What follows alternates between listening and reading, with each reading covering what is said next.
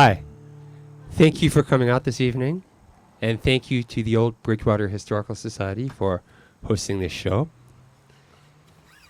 My name is John Waterman. What a beautiful location here. The Keith House, this is really nice. I never would have envisioned it would have been this cool. But thank you very much for having me. In this program, we're going to explore and celebrate some of the roots of popular music in America through songs. So these are songs about music or musicians or songs that have a backstory that helps to illustrate the story of popular music in this country. And that story is constantly changing because we're constantly having new experiences and gaining new perspectives and creating new music from those experiences and those perspectives. So the story of our music, the story of our culture, is a living story. It's not fixed to traditional styles or historic instruments or old songs that have been performed the same way thousands of times. If the story of a culture was fixed in that way, it wouldn't be a living culture, but our culture is alive. There's room for new instruments playing old songs and new songs, maybe songs that we've written to celebrate our history. So, throughout history, music was a social experience. Musicians made their living by performing. That started to change in 1877 when Edison invented the phonograph. The very first commercial recordings came out on wax cylinders. Eventually, those were replaced with shellac discs, and those were eventually replaced with vinyl discs. But the idea of recording onto wax stuck. And as the phonograph became more and more a household item, as records became more and more popular, and then as radio was introduced and radio stations started to play music, the experience of music became less dependent on social gatherings and increasingly an experience that could be had at home, sometimes by oneself. Musicians had to adapt to this. In order to ply their trade and even in order to survive, they had to find a way to have their music pressed into wax, which is the name of this upcoming song.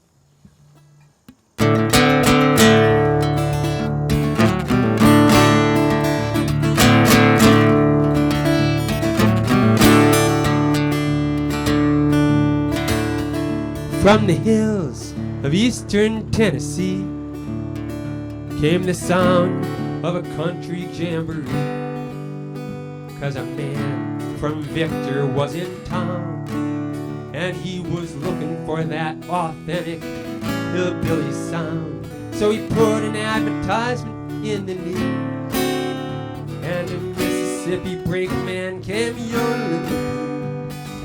A family sang while an auto harp played, and somebody said with a hillbilly twang, "Mr. Peer, here's a song you gotta hear, getting sung like they'd sing it around here. It came from a man who was laying down tracks, Mr. Peer. Won't you press it in wax?"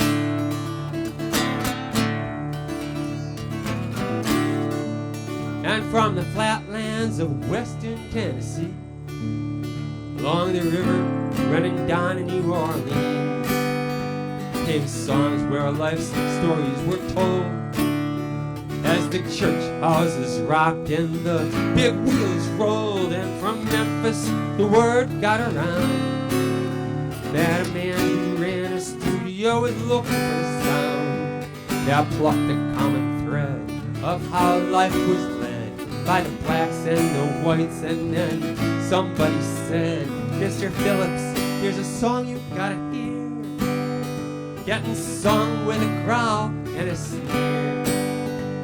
It came from the bluesmen in broken down shacks, Mr. Phillips. Won't you press it in wax?"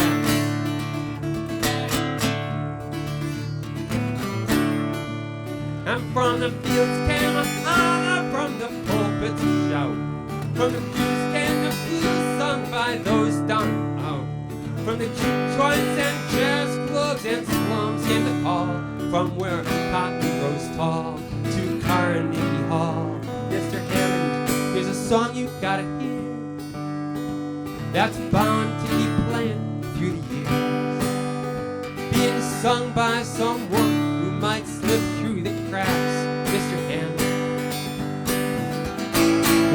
press it in wax?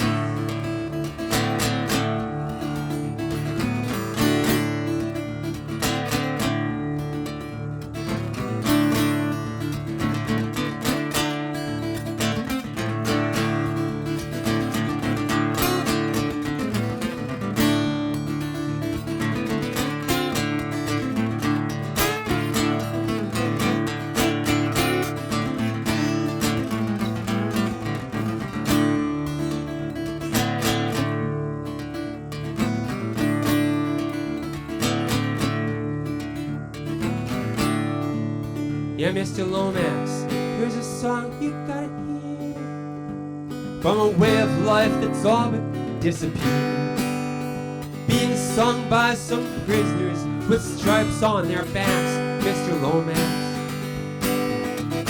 won't you press it in wax? Yeah, it came from a hobo who was walking the tracks. Mr. Lomax, won't you press it in wax?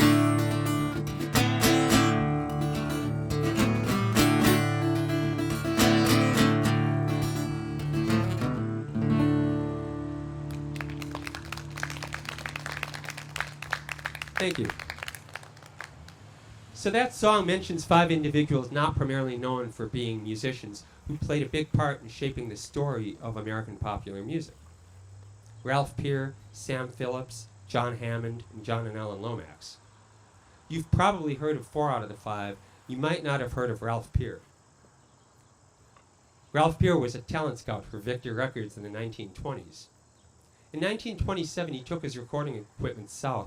He was looking for music from the Southern Appalachians, musicians from the Southern Appalachians. Peer had this idea that people living in rural areas would be more likely to buy records from artists who had come from a background similar to their own, artists who'd had a lifestyle they could relate to. And it turned out that he was right. In 2 weeks of recording sessions in the town of Bristol, on the border of Virginia and Tennessee, he discovered both the Carter family and Jimmie Rodgers, 2 of the earliest superstars of American popular music. The other 4 individuals mentioned in the song you probably have heard of: Sam Phillips, the founder of Sun Records, who discovered Howlin' Wolf, Elvis, Johnny Cash, and others; John Hammond, the talent scout and producer who discovered Count Basie, Billie Holiday, Bob Dylan, Aretha Franklin, and many, many others; and John and Ellen Lomax, father and son folklorists who conducted field recordings throughout the South and documented songs in the American oral tradition. Their work gave rise to the commercial genre of folk music that would emerge in the 1940s and 50s. In 1934, the Lomaxes were conducting a field recording at a prison in Sugar Land, Texas. They recorded a prisoner named Ironhead Baker singing a song called St. James Hospital. That song is part of what's known as the rake cycle. That's a series of songs that are thought to have evolved out of an 18th century English ballad called The Unfortunate Rake. That song was brought to this country by settlers and immigrants, and over time it evolved. It appeared in the form of a ballad called The Bad Girl's Lament in Nova Scotia. And in the American West, it appears as the cowboy ballad, Streets of Laredo. What all the songs of the rake cycle have in common is they are all a series of requests from a dying character as to what he or she wants at his or her funeral. Requests like, beat the drum slowly, play the fife lowly, or have 6 jolly cowboys carry the coffin. In the Jazz and Blues Songbook, that song appears as St. James Infirmary Blues.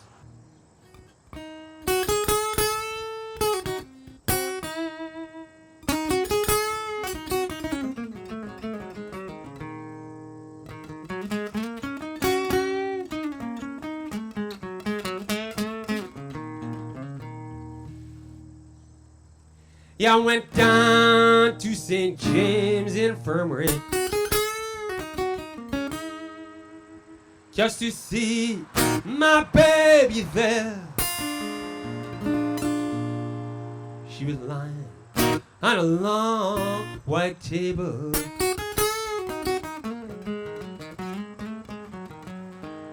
so pale, so cold, and so fair. Well, I say let it go, oh let it go, God bless her. Wherever she may be, she may search this whole wide world all over.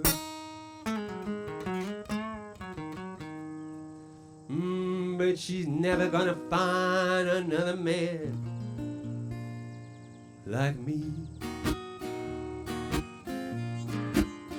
Now when I die, Lord, I want you lay down my body in my finest suit of clothes and a Stetson hat. Put a $20 gold piece in my watch chain so that the boys will all know that I died standing pat. Yeah, and I want 6 crab shooters to be my pallbearers. And I want a chorus girl to sing me a song.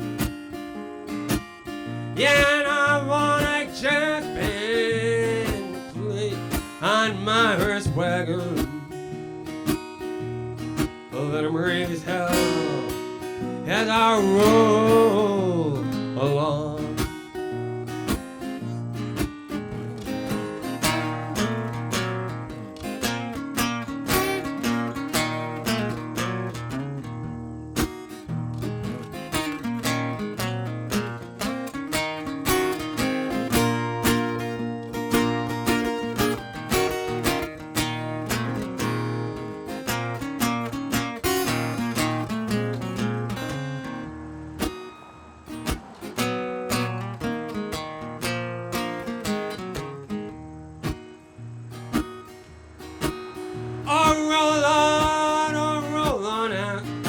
Retired Terry. Yes, and put on your old time hat, 'cause there's gonna be 12 men going on down to that graveyard, but there will only be 11 coming back. Oh, let it go, let it go, let it go, let it go, God bless her. Ooh, wherever she may be, 'cause she may search this whole wide world all over. And she is never gonna find another man like me.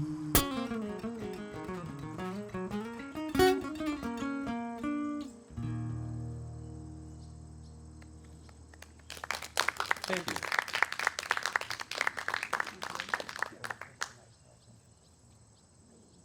So the unfortunate rake might have found its way into the blues through the cowboy ballad Streets of Laredo. You wouldn't know it from the history books, and you wouldn't know it from the Hollywood westerns. But it turns out there were a lot of black cowboys. It's estimated that about 1 in 4 cowboys was of African descent. And it would make sense that those cowboys would have taken to singing songs about cowboys that they heard sung by other cowboys, but they would have sung those cowboy songs according to their own musical sensibilities, rooted in the pentatonic scale used in African music. The pentatonic scale has fewer notes in it than the Western scale, which means there's more space between some of the notes that can be used for bending the pitch or sliding around on the pitch. Depending on where the emphasis is placed in those spaces and where it's heard in those spaces, over time a song that's in a major key, like Streets of Laredo, could start to be heard as being in a minor key, like St. James Infirmary Blues. I was a little too soon on the pedal there. And if that's in fact what happened with St. James Infirmary Blues, we would expect there to be a song with lyrics similar to Streets of Laredo, but in a minor key. And it turns out, now he comes up, that St. James Hospital, sung by Ironhead Baker and recorded by the Lomaxes in 1934, is such a song. And that song might be the missing link that allowed an 18th century English ballad to appear as a blues.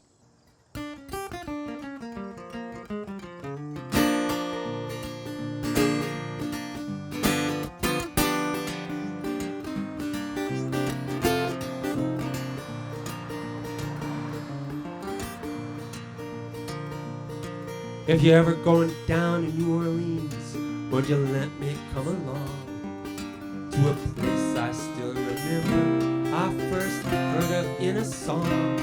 Since then I've been there many times, though only in my dreams, and my heart will always be in New Orleans. Oh, let me wake up down on Basin Street to the sound of Dixieland. Crowds with dancing, tapping feet, snapping fingers, clapping hands. So let me be part of that scene I've seen so often in my dreams, for my heart will always be in New Orleans.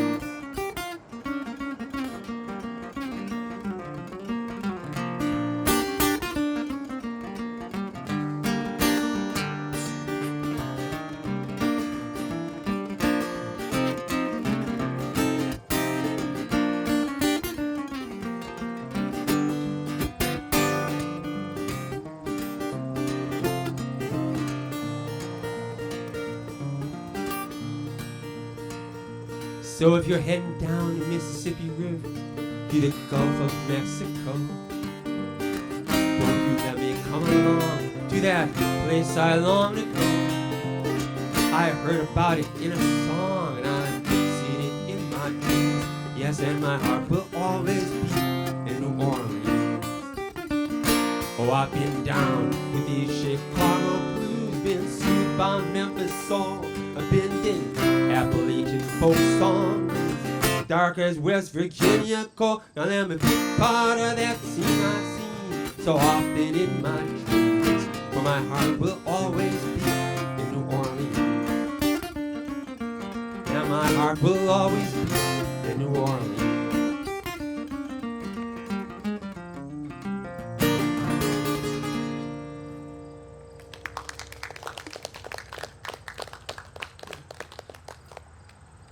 So the relationship between jazz and New Orleans is well known.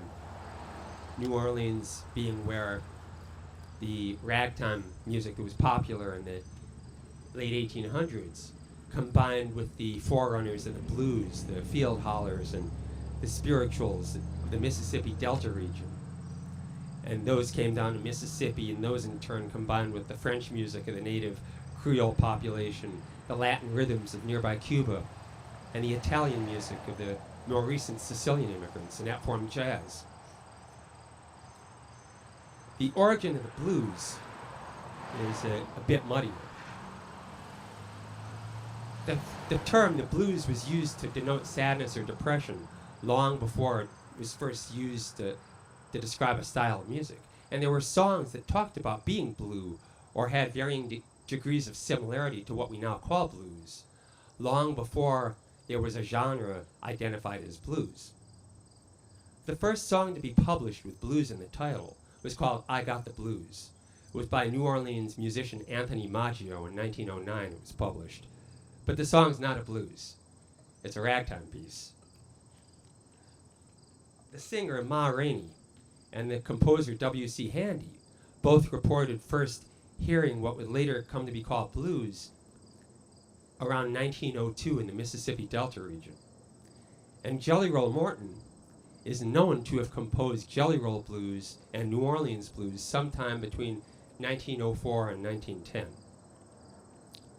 So even though he didn't publish those songs until years later, we can be pretty sure that blues as a genre was around by sometime between 1902 and 1910, maybe a little bit earlier. And that's the origin of it. Now, there's a historic site in the Mississippi Delta region called Dockery Farm or Dockery Plantation. Have you heard of it? You might probably talk about it in the blues shows. This was a sharecropping plantation where cotton was grown. It was established in the years after the Civil War. But the reason it's a historic site is because of some of the people who lived there. Charlie Patton, Willie Brown, Son House, Tommy Johnson, Robert Johnson, Howlin' Wolf, Pop Staples, Honey Boy Edwards, all well-known bluesmen. And these bluesmen all lived on or near Dockery around the same time, and they would have jam sessions going late into the night to entertain the other tenants. Because of that, Dockery is considered one of the birthplaces of the blues. According to legend, Charlie Patton learned to play the guitar from a mysterious figure named Henry Sloan.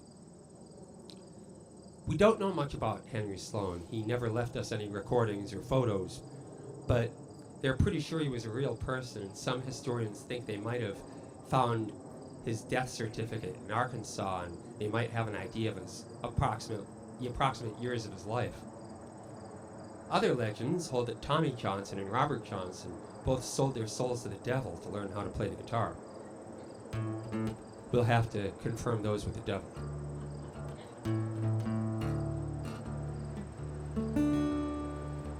This song is called Dockery Farm. The names of those bluesmen are scattered throughout the song in some form or another. Maybe you'll be able to pick them out.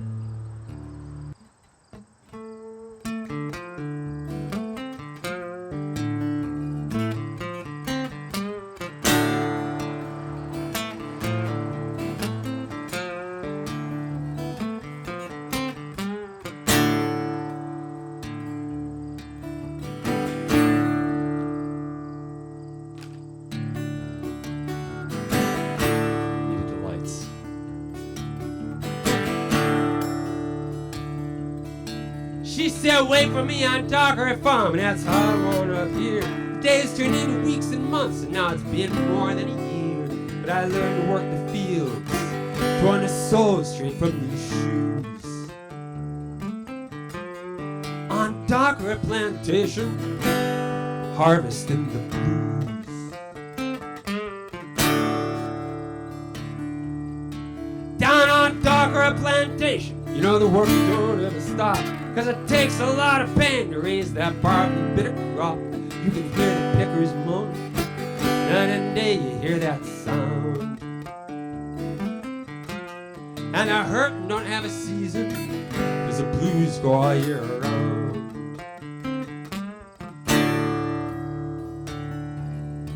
Now when you arrive on Dockery Farm, you can talk to Henry Sloan. If you've got nothing left to lose, he'll tell you where to get a loan. It'll teach you how to pick and how to barter with your soul. But when you're dealing with the devil, boy, you always wind up in the hole.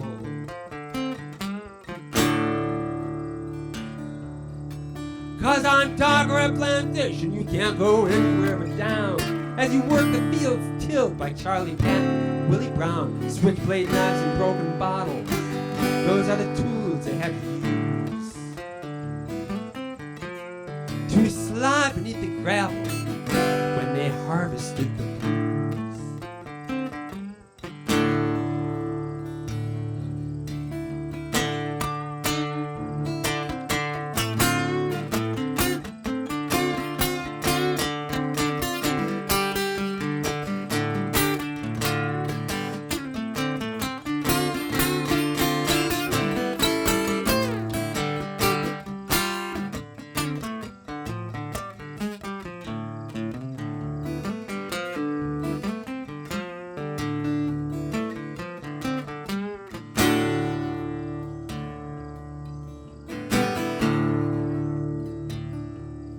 See, just like anything that grows, the blues starts out as a seed.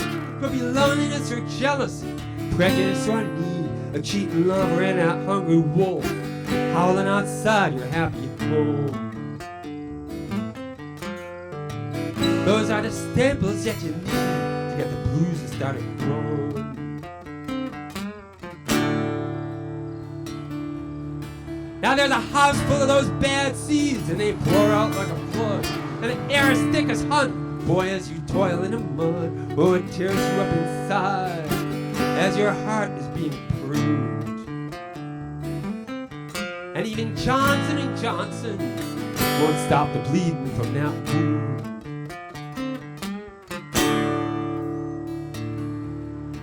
See, on dock or a plantation, you can't go anywhere but down as you work the fields tilled by Charlie Patton, Willie Brown. I'm in the wrong verse again. We'll get it right this time. It happens. This is what I really meant to say. See, on dock or a plantation, there's a debt you gotta pay. You gotta ease the pain of others if you wanna leave someday. That means spending a lifetime feeling what it's like to lose. On dock or a plantation, harvesting the blues.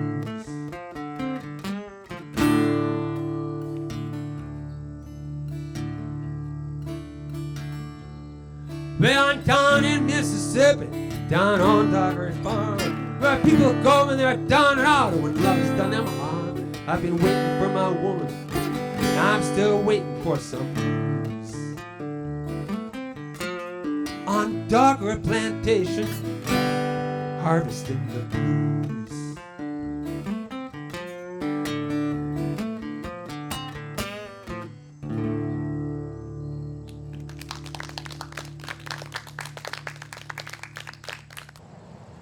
So, Charlie Patton is considered to be the father of the Delta Blues. Historians don't know a whole lot about his background. It's pretty much agreed that he had at least some Native American ancestry, probably either Cherokee or Choctaw. And there was a documentary that came out a few years ago called Rumble that explored the influence of Native American music on American music. And they speculate that his vocal stylings and his rhythms might have come from traditional Native American music. So, Native American music might have played a part in the formation of the blues as well. On a different note, there was a song called Jerry Go Isle the Car that became popular among the workers on the Southwest Santa Fe Railroad in the 1880s. Around the turn of the last century, some folklorists became interested in tracing the origins of the song. They tracked down a man who had been the manager of the Southwest Santa Fe line around the time the song was popular. He recalled that it had been written in 1881 by an Irish immigrant from Connaught, known only as Riley the Bum. And that Riley was a hard-working, quick-fighting, good-natured section man who was also a minstrel. That's a quote. That's also all we know for sure about Riley the Bum. But because Connaught was the province of Ireland hardest hit by the famine, and a province where the effects of the famine were still being felt for decades afterwards, that's Connaught in blue, by the way, if you can see it. We can imagine that, like many of his countrymen, Riley came to this country to escape the hardships brought on by that tragedy. If we listen to the song he wrote, Jerry Go Isle the Car, we can see that it has an Irish-sounding melody, and we can see that he took the music of his homeland and he made it relevant to his experiences here in this country, and by doing that, he helped make that music a part of the landscape of American popular music. Because so little is known about Riley the Bum, I had to fictionalize some of the details of his life in order to properly commemorate him and give him his rightful place in the pantheon of American songwriters.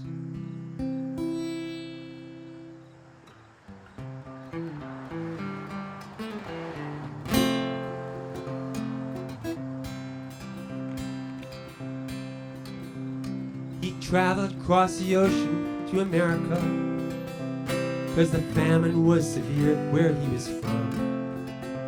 And he got a job working for the railroad, 'cause the era of the iron horse had come. Riley the Bum, he was known by the thick brogue that he spoke in, and the lilting melodies that he would hum.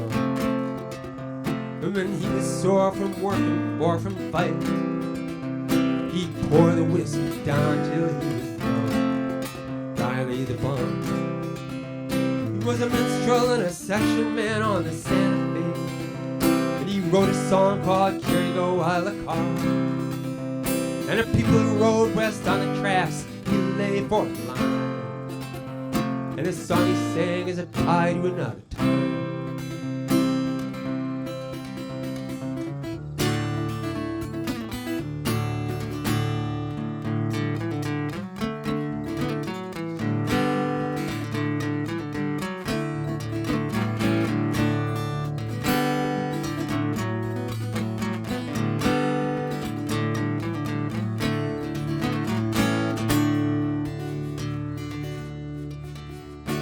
If he saw you rolling some tobacco, he might ask if you would lend him some.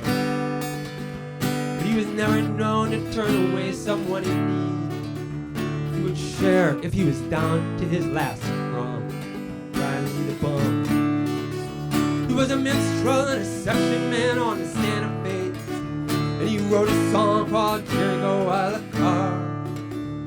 And the people who rode west on the tracks, he lay for a line. And the song he sang is a tie to another time. Yeah, the song he sang is a tie to another time. Oh, the song he sang is a tie to another time.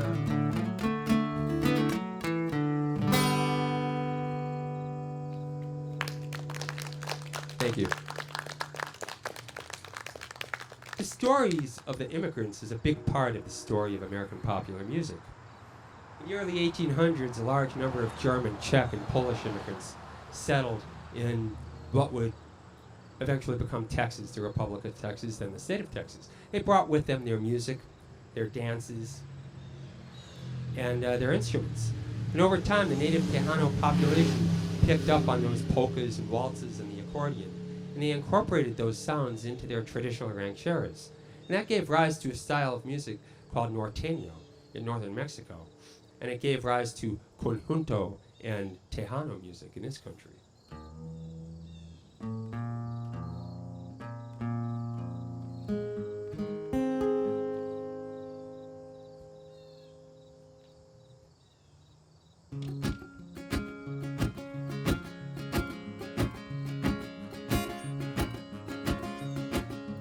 Lydia went to a station in old San Antonio.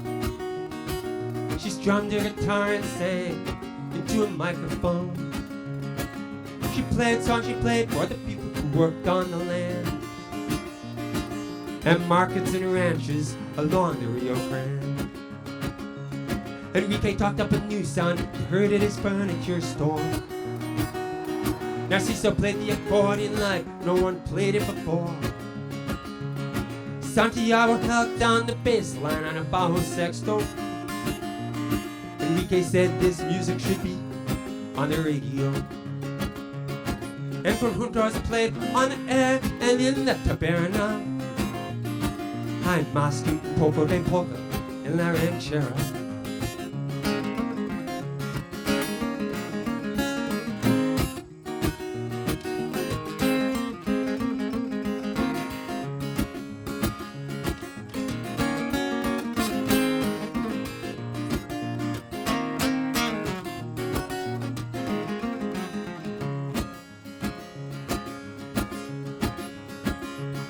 From Bohemian Poland, the settlers came long ago.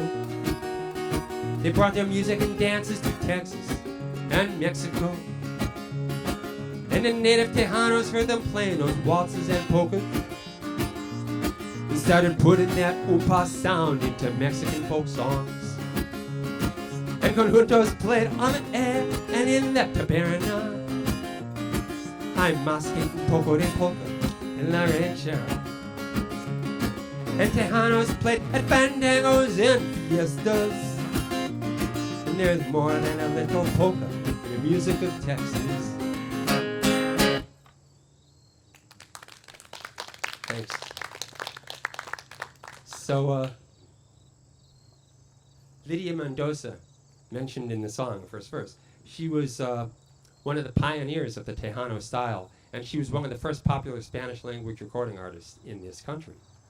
Narciso Martinez was an accordion player. He's considered the father of conjunto music. And he developed a new approach to playing the accordion to emphasize the right hand and the melody notes played super fast, while his partner in the duo, Santiago Almeida, would hold down the bass and rhythm lines on a double-string baritone guitar called a bajo sexto.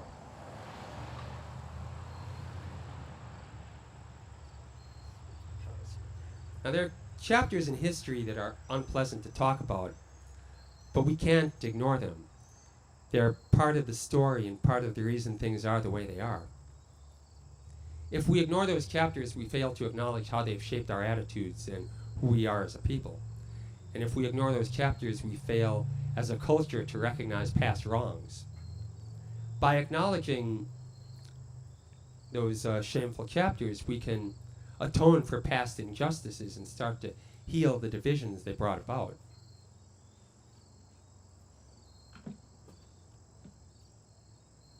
Back around 1830, an actor by the name of Thomas Rice put burnt cork on his face and created a character based on a song and dance he saw being done by a handicapped black stable hand. That was the beginning of blackface minstrelsy. The character he created was Jim Crow. The character would perform a song called Jump Jim Crow that consisted of multiple verses sung in a mocking black dialect and set against an Old English melody. In addition to being a cruel mockery, the song was also an expression of anti-elitism, and that resonated with the supporters of Andrew Jackson. The song became very popular. Thomas Rice went on to become a wealthy and famous man and inspire hundreds of imitators. And minstrelsy went on to become a form of hateful propaganda, even more so as the debate over slavery intensified, and even more than that in the aftermath of the Civil War. When art and music are used to spread hatred, the hatred becomes ingrained in the culture. It becomes a part of the culture. As years pass, and as generations pass, and as hopefully the hatred comes to be recognized for being the evil it is, whatever art and music were used to spread that hatred can no longer be appreciated as art or entertainment. It's nothing but a grotesque relic that has to be kept in a museum. And that's pretty much what happened with a lot of the songs from minstrelsy. The minstrel shows were a vehicle through which a representation of black music was introduced to a large number of non-black Americans who had had little or no contact with black Americans.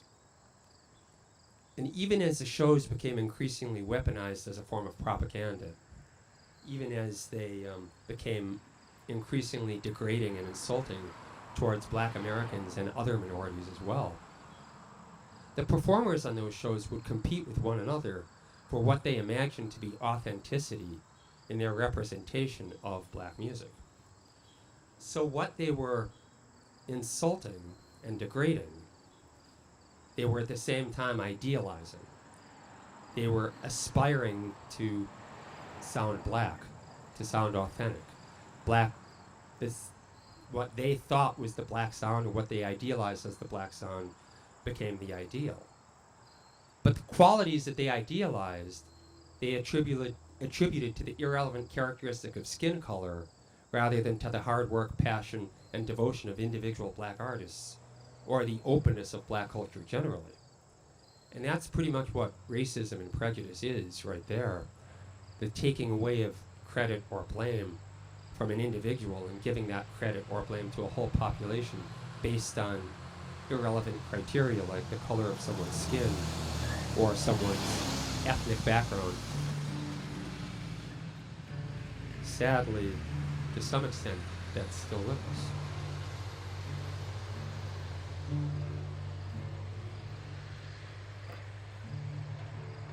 The song's called Thomas Rice and His Traveling Review.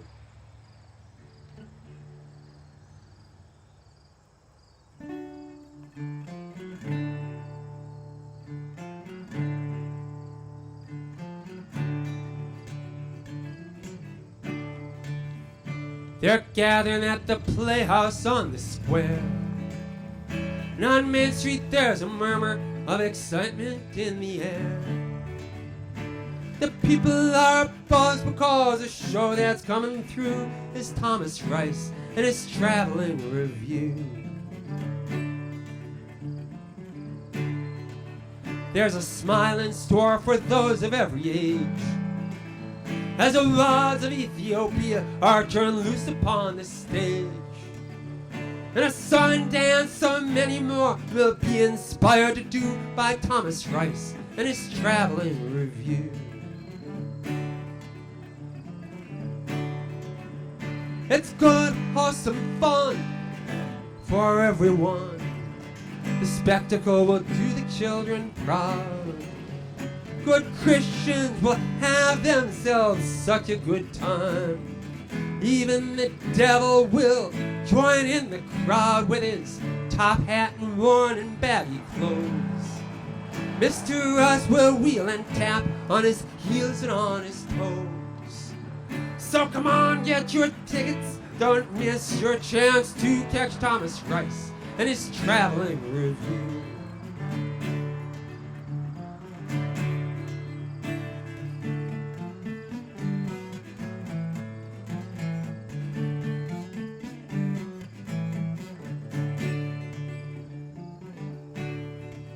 We'll hear speeches by grand, eloquent buffoons and banjos that played your old plantation tunes.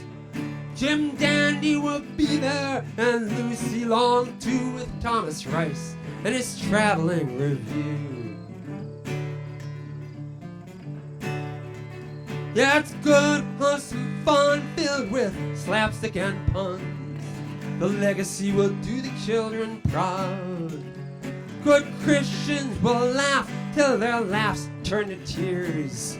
Soon even the devil will be laughing out loud at how fiddler and tambo and bones, crudely colored by burnt cork and dark freakish tones, will be burned in the marrow of these people who've seen Thomas Rice and his traveling review. Thomas Rice and his traveling review.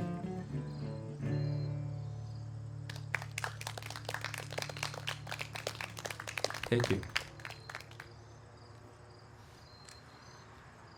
Traditionally, it's held that the blues evolved out of field hollers and spirituals and African songs in the Mississippi Delta region.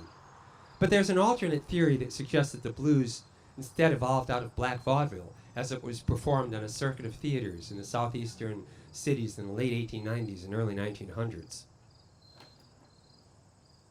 Butler May, it's hard to see in this light, was a performer on that circuit. And even though he's barely remembered today, he was immensely popular in his time. When Butler May came to town, the theaters would be packed, and there would be lines to get into his shows reaching out into the streets. Butler May was a child prodigy. From an early age, he was sharing the bill with artists like Ma and Pa Rainey and Jelly Roll Morton. And it turned out that he was a natural comedian as well. And soon he was headlining his own shows under the name String Beans because he was tall and thin. By the autumn of 1914, Butler May had taken his act up north. He was performing at the Monogram Theater in Chicago. That was one of the most prestigious venues on the black vaudeville circuit. His signature number was a performance piece about the Titanic. In the piece, he'd stand at the piano and, sway back and forth to show the ship rocking on the water. Then he'd slowly sink at the piano to depict the ship sinking. And all the while, he'd be singing about how he was on the Titanic, but he was able to swim to safety because he had Elgin movements in his hips with a 20-year guarantee. Elgin was a watch brand. The movements are the mechanical parts of a watch. Elgin watches were advertised as coming with a 20-year guarantee on the movements. And that innuendo that Butler May used after his lifetime turns up again and again in the blues from before Robert Johnson all the way up to Buddy Guy. And it's called the Elgin Movements metaphor. When Butler May brought his act up north, the northern audiences had never seen anything like him before. He was spontaneous. He improvised much of his act. And he was vulgar. The black press criticized him for being too blue. Blue being a vulgar vaudeville term for being vulgar on stage, not a vulgar term for being vaudeville on stage. I almost had that backwards. Terms probably related to the blue laws. And it may or may not be coincidental that there are some who consider Butler May to have been the original bluesman.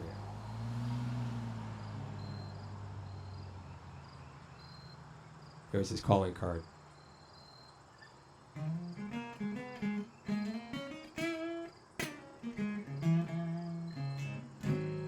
Montgomery, Alabama, on a hot summer day, just before the sun went down. A kid was playing piano on the back of a dray, and a crowd of people gathered round to hear an old song that didn't seem so old, at the beginning of a story that'd be left untold. But if you listen, some say, you might still hear what he played today. His name was Butler May. Soon he was touring the South, playing a black vaudeville stage. He was tall and lean, and they called him String Beans, and his act was all the rage. Wherever he played, he would draw a crowd, because the songs he wrote made people laugh out loud. Still, the critics wrote in their reviews that Butler May was blue. Some say Butler May may have been playing the blues the way the blues get played today. But he lived and died a long time ago, so nobody can really say. They say he was the funniest man alive, though he was hardly more than a kid. Some say Butler may have invented the blues, but no one really knows if he did. No one really knows if he did.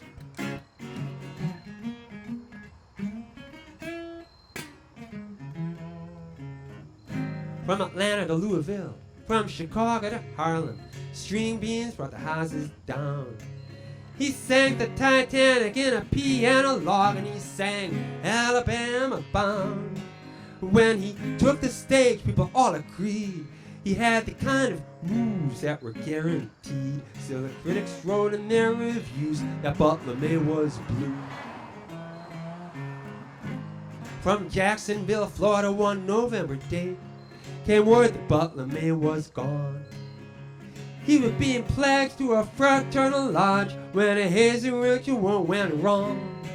He was just 23, much too young, at the beginning of a song that'd be left unsung. But if you listen, some say, you might still hear what he played today. Down in Georgia and Florida, he played on the bill with the Rainies and Jelly Roll. And up north in Chicago, a mob would gather on State Street whenever String Beans did the stroll. Some say Butler may have invented the blues, but nobody can really say, 'cause he never recorded or published his songs. There's no one left who heard him play. They say he was the funniest man alive, though he was hardly more than a kid. Some say Butler may have invented the blues, but no one really knows if he did. No one really knows if he did.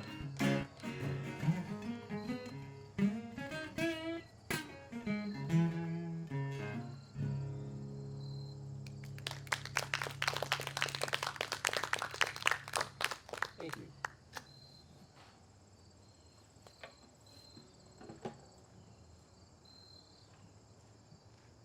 In the years before Butler May, in the years before W.C. Handy,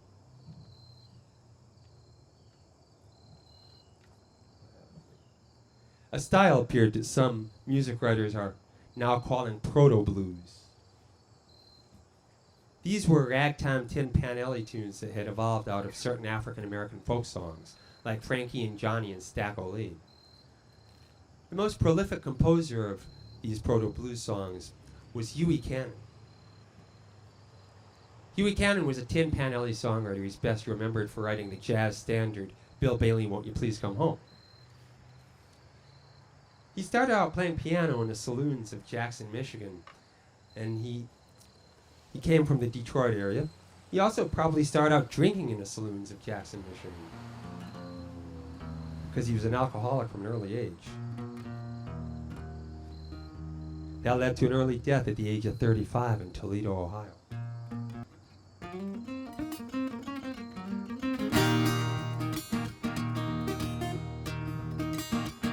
Now do you hear that old piano rolling out a ragtime melody from the bars where Huey Cannon used to play, to the rhythm of their shots of gin and whiskey going down, a good timing song that still gets sung today, where the rounders and the railroad men, the gamblers and the whores told their stories from the darker side of life. And a kid at the piano heard a drunkard at the bar describe how he'd been tossed out by his wife. Now up on Tin Pan Alley, Huey Cannon's got a song, and Mrs. Bailey's moaning all night long. She handed her philandering man a pair of walking shoes. Now many a minstrel knows the tune of Huey Cannon's blues, and it's 60 miles from Detroit to Toledo.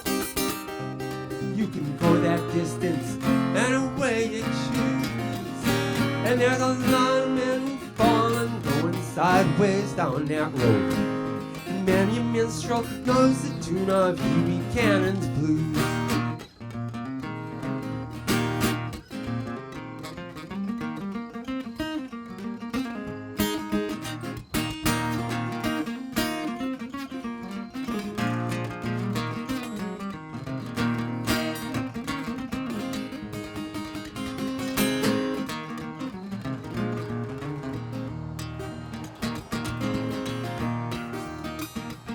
From Jackson to Manhattan, Huey Cannon made his name, writing music for the publishers to sell. Some songs he wrote for parlors, and some songs he wrote for shows, and some nights he spent locked in a holding cell. 'Cause Huey Cannon had been drinking hard from the time he was a kid, and as a man his drinking drove away his wife. Oh, he drank away the songs he wrote and the money that he made. Then at 35 he drank away his life. But back on Tin Pan Alley, Huey Cannon had a song. There a widow mourned a man who had done her wrong. Fast living had caught up with him and he had to pay his dues. Now many a minstrel knows the tune of Huey Cannon's blues. And it was 35 years from Detroit to Toledo, going by the way of pills and booze. And there's a lot of men who've fallen going sideways down that road. Many a minstrel knows the tune of Huey Cannon's blues. And many a minstrel knows the tune of Huey Cannon's blues. Won't you come home, Bill Bailey? Won't you come home? She moaned the whole night long. I'll do the cooking, honey, I'll pay the rent. I know I've done you wrong. Remember that rainy night, dear, I threw you out with nothing but a fine tooth comb. My eyes to pull yes, and that is shame. Bill, Bill, won't you come home? So Janice said she first heard a sing-along for her years ago. Do y'all know the words to this one? Would you want to sing along with it? Just to keep that spirit going. Won't you come home, Bill Bailey? Won't you come home? She moaned the whole night long. I'll do the cooking, honey, and I'll pay the rent. I know I've done you wrong. Remember that rainy night, dear, I threw you out with nothing but a fine tooth comb. I need eyes to burn, yes, and that is shame, little baby, won't you please come home? Thanks. Thanks for singing along. Henry Work was a popular songwriter in the 1800s. His popularity even rivaled that of Stephen Foster. He was also an ardent abolitionist. His song, Kingdom Coming, tells the story of slaves rebelling and taking over the plantation house after the master flees the approaching Union army disguised as a slave.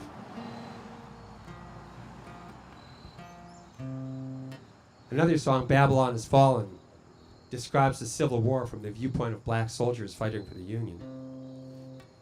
Even though some of his melodies are familiar, Henry Work's songs have rarely been sung. And some have suggested that's because they were written using the slave dialect as it was depicted in minstrel songs. And people found that distasteful and offensive. But a lot of songs from the 1800s and well into the 1900s used a dialect that would be considered distasteful or offensive. A lot of songs were offensive, and people sang and recorded them anyway. I wonder if maybe the real reason Henry Work's songs weren't sung is because rather than simply denouncing injustice, they went as far as to depict black Americans taking up arms and fighting in their own self-defense and for their own rights. And maybe that was a scenario that some of the mainstream, that made some of the mainstream uncomfortable. In 1865, Henry Work wrote a song called The Ship That Never Returned. That song became popular, and in a short time there were takeoffs on the song involving other modes of transportation that similarly never returned. Then in 1903 there was a wreck of a mail train near Danville, Virginia. And one of the men helping on the recovery effort was a songwriter, and he and a friend co-wrote a song about that train wreck. And that song was Wreck of the Old 97. Well, afterwards the two writers each went their own way, but they both remembered the song. Some years later, one played it for another musician, and he remembered the song, and some years later he played it for another musician, and his name was Henry Witter. And in 1923, Henry Witter recorded the song. A popular singer at the time, Vernon Dalhart, heard the recording, and in 1925, he recorded it himself. And he used it as the B-side for his single, The Prisoner Song. And that single went on to sell 1 million copies. And that sparked a lawsuit against Victor Records for copyright infringement from yet another musician who claimed to have written the song. For its defense in the lawsuit, Victor Records hired a folklorist to trace the origins of the song, and that's how we know all this. The success of the Dalhart single also sparked a craze of event songs. These were songs about shipwrecks, train wrecks, floods, fires, storms, mining accidents, kids falling into wells, any sensational news story. And the songs had a formula where they would describe the news story in gory detail and then have a moral at the end. These songs became very popular on the rural market in the 1920s and 30s. So many people have done Wreck of the Old 97. I've decided to do something a little different with it.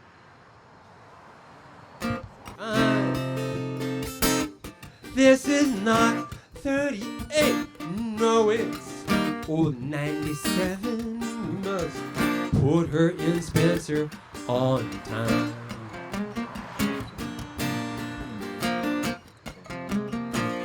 Well, Steve turned around and he said to his greasy, dirty fireman, he said, just shovel on a little more of that coal. Oh yes, and then we cross that White Oak Mountain, you can watch old 97 roll.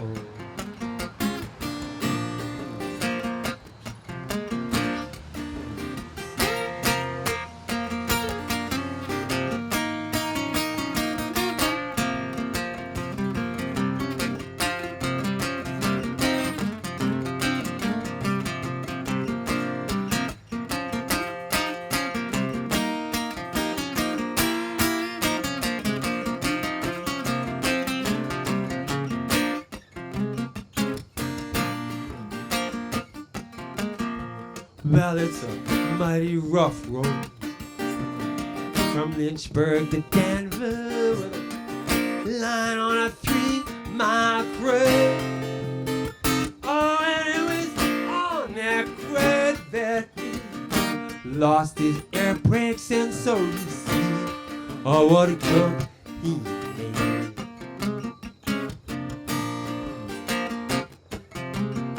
Yeah, he was going down the road, making 90 miles an hour, when his Melissa broke into a scream. You know, they found him in the room with his hand on the throttle and started to death by the steam.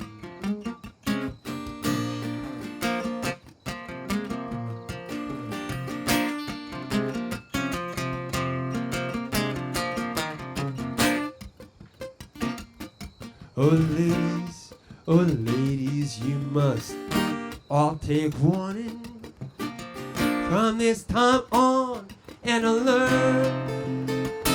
Don't you ever speak no harsh words to your true loving husband. He may leave you and never return.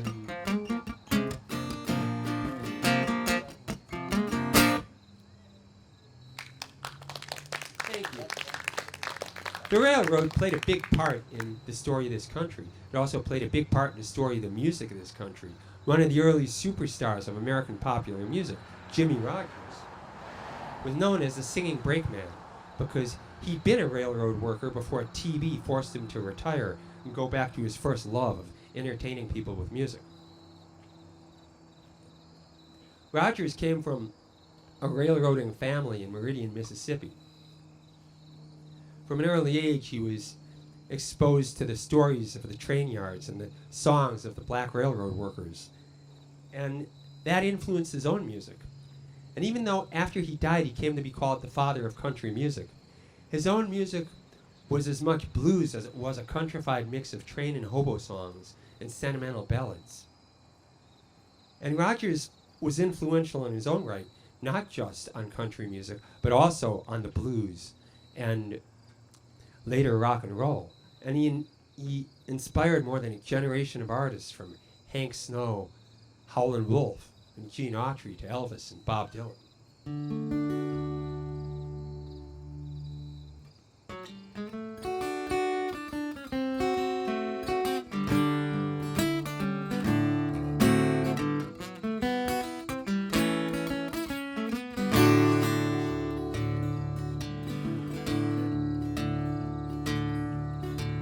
Let me hop aboard a boxcar up in heaven when I die, so I can hear that brakeman sing as we roll across the sky.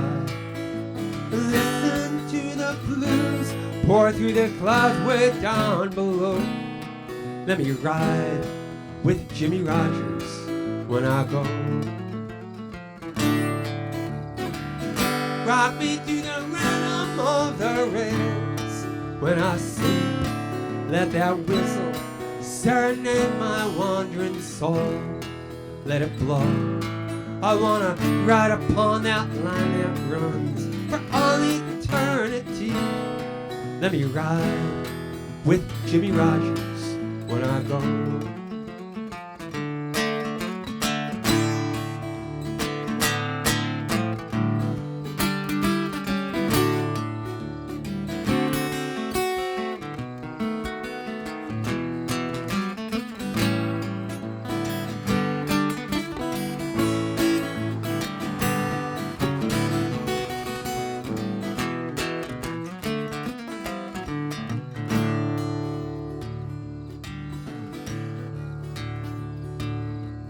Yes, let me ride with Jimmie Rogers up in heaven when I'm gone. Let my universe be music, pour my breath in every song, so I can roll along like the ripples in the Mississippi flow. Oh, let me ride with Jimmie Rogers when I go. Rock me to the rhythm of the rails when I sleep. Oh, let that whistle, let it serenade my wandering soul. Yeah, let it blow. Don't you know I wanna ride upon that line that runs for all eternity. Let me ride with Jimmie Rogers when I go. Yeah, let me ride with Jimmie Rogers when I go. Yodelay-lolay-yo, yodelay-lolay-yo,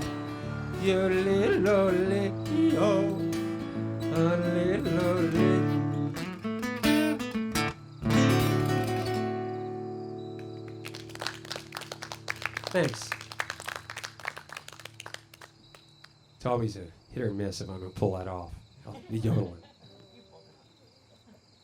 Jimmy Rogers was innovative. He incorporated other styles into his own mix of country and blues. He recorded with black musicians when the music business was still segregated. He recorded a song with Louis Armstrong and his wife Lil. He also recorded a song with a Hawaiian steel guitar player. And that's why steel guitar is still found in country music. The steel guitar was invented in 1885 by Joseph Kakuku as a schoolboy. The story goes that he was carrying a Spanish guitar home. He stopped to pick up a metal bolt. The bolt brushed against the strings and made a tone.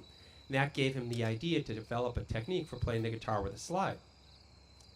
Kakuku was probably responsible for introducing that technique to the blues also.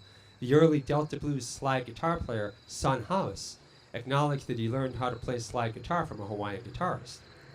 So Hawaiian guitar played a part in shaping the blues as we know it.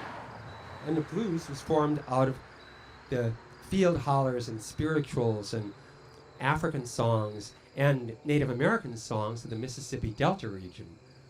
Unless the idea that the blues came out of black vaudeville is right, in which case the blues was formed from ragtime songs and African American folk songs by way of the proto-blues of Tin Pan Alley, which had been formed years earlier by Irish and Jewish immigrants.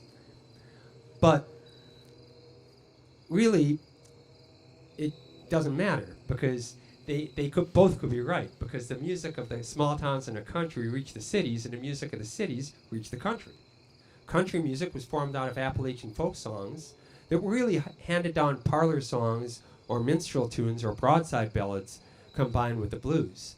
Western combined those same Appalachian folk songs with Central and Eastern European waltzes and polkas and the music of the Texas and Mexican border regions. And Tejano and Conjunto, as we noted earlier, were formed out of that blend of traditional rancheras with the waltzes and polkas of Central and Eastern Europe. Ragtime was formed out of European marches mixed with African and Latin rhythms. And jazz was formed out of blues and ragtime and African, Latin, French, and Italian music, and then later with Tin Pan Alley songs and Jewish music thrown in. And of course, rock and roll was formed out of blues and country and African and Latin and Caribbean music, then later with world music thrown in. But those are all just labels. And really the music of a people is the music that tells their stories and marks the events in their lives. And in that, there are no labels. Some years ago, I was playing a show, and a woman requested the song Stardust by Hoagie Carmichael, the old standard. And after the show, she told me a story. She said that back during the war, this would be World War II, she and her brother would go out dancing to the music of the big bands. And the last song of the night, the band would play Stardust. And her brother would always save that dance for her. And then he was off to war to fight on the Italian front. And he never came back. And to that day, she always requested Stardust in his memory. This song is called Last Dance of Stardust.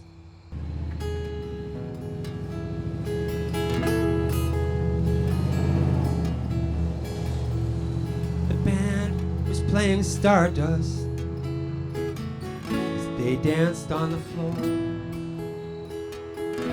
When a dance was over, he was off to war.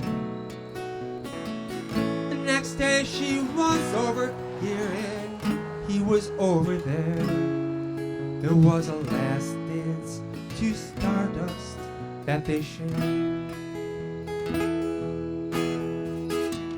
She read the letter that he sent as he marched towards Rome. She read the letter saying he was never coming home. She prayed that there was some mistake that somehow he was spared. But it was a last dance to stardust that they shared. Last dance to stardust, vivid in her memory. The last dance to stardust that haunts her reverie. And the sound of winds and violins will always fill the air. Oh, the last dance to stardust that they share. Now people come into this world, people pass away, but the music that they make for an eternity will stay. Like a ripple on the ocean, like a true love once declared, like the last dance to stardust that they share. Last dance to stardust, vivid in her memory. The last dance to stardust that haunts her reverie. And the sound of winds and violins will always fill the air. Oh, the last dance to stardust that they share. And she said to me, this memory I can't let disappear. She asked me, won't you play that song from way back when I long to hear? That would take me back once more to 1943 and his last dance to stardust with me. His last dance to stardust with me. Sometimes I wonder why I spend a lonely night dreaming of a song. The melody haunts my reverie. I am once again with you, though I dream in vain. In my heart it will remain, my stardust melody, the memory of love's refrain.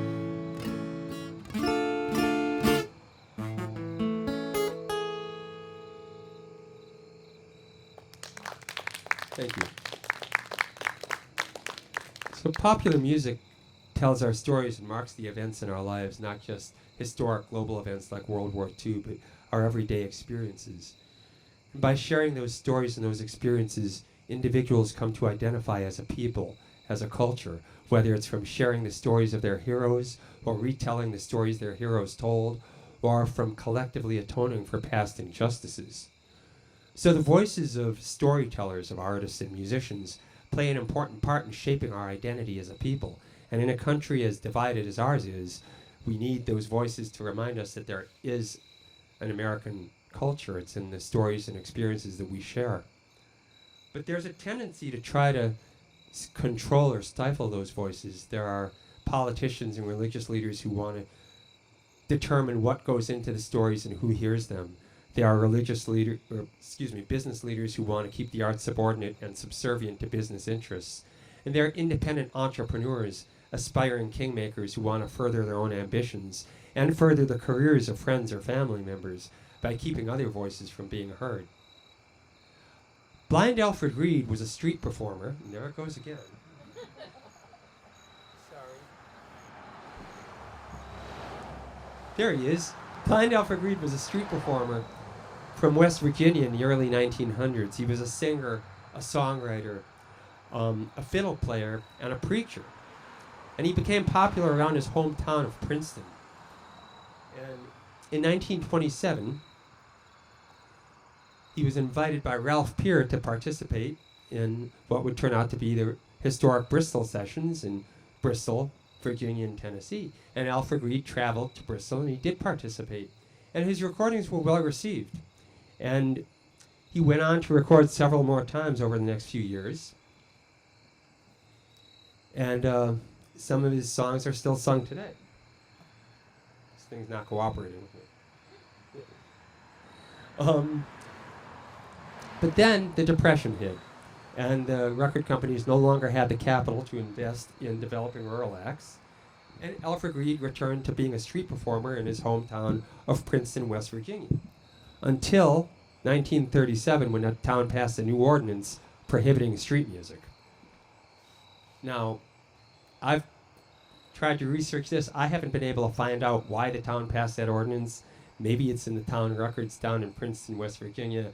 I haven't had the opportunity to go down there and check yet. But whatever the reason was, apparently, some years later, Alfred Reed died, and apparently he died of starvation. Now, enough time had passed that we can't really say that his death from starvation necessarily was caused by them prohibiting street music, but certainly by denying him his livelihood and his passion, they were metaphorically starving him anyway. And they were starving everyone else from hearing his unique voice. So this is the last song. I'm going to leave you with this one. This is called Blind Alfred Reed. I hope you've enjoyed the program. I hope you've enjoyed this beautiful night. And I want to thank you all again for having me. Thank you, the Old Bridgewater Historical Society, and have a great rest of the summer.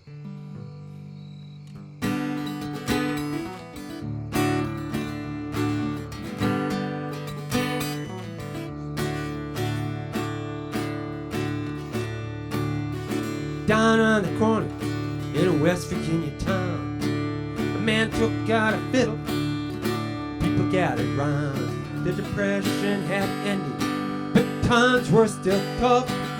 Jobs were hard to find, and they didn't pay enough. People were struggling, they had mouths to feed. They could still spare some coins for a blind Alfred.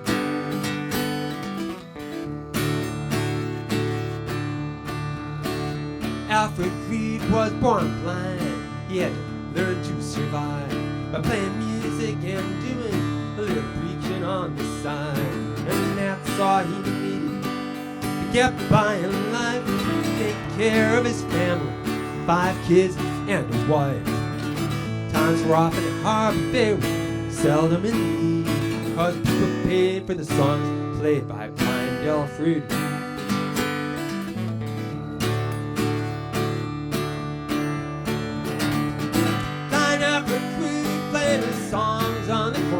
Like musicians before him have been doing for so long. He always had a way to keep food on the table, as long as he was able to play someone a song.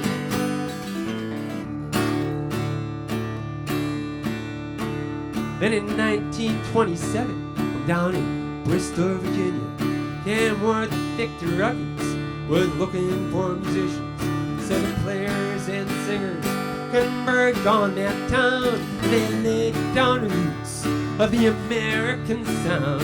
And among those who took part planting that seed were the Carters, Jimmy Rogers, and blind Alfred.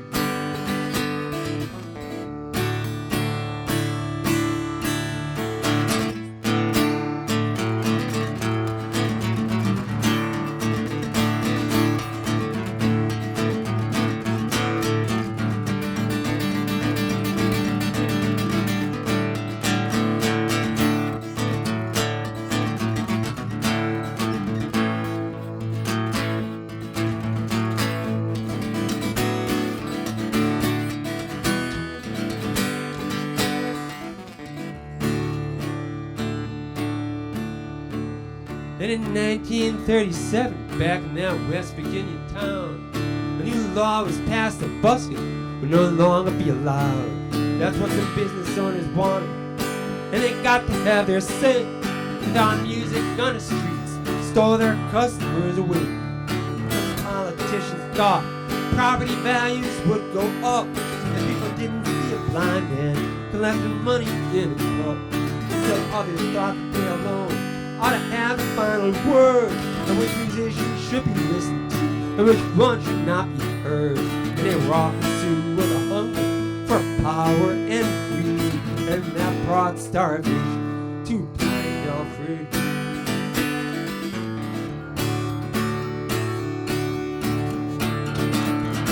Blind Alfred Reed played his songs on the corner like musicians before him have been doing for so long. He always had a way to keep food on the table, as long as he was able to play someone a song. As long as he was able to play someone a song.